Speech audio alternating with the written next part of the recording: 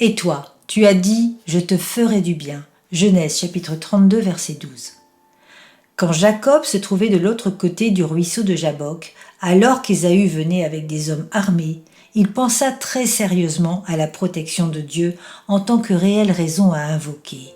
Et toi, tu as dit « Je te ferai du bien ». Oh, quelle force dans cet appel! Il tenait Dieu en ces mots « Tu as dit ».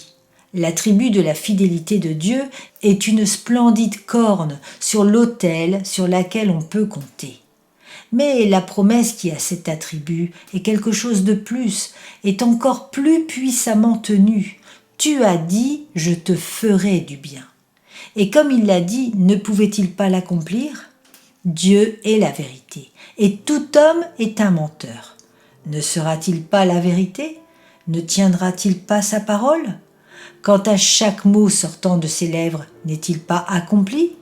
Salomon, lors de l'ouverture du temple, tint le même et puissant appel.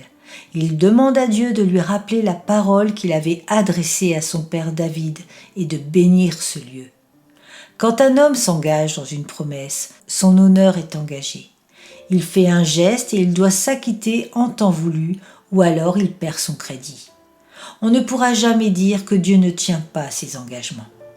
Le crédit du Très-Haut n'a jamais été contesté et ne le sera jamais.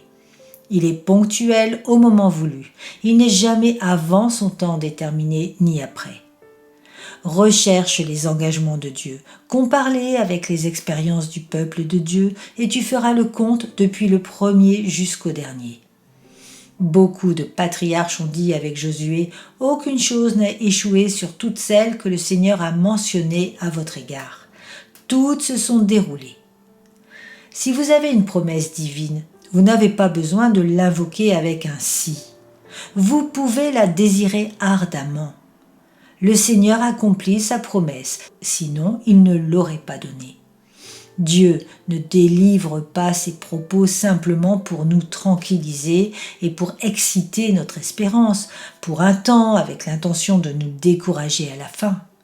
Mais quand il parle, c'est pour dire qu'il a accompli ce qu'il a annoncé.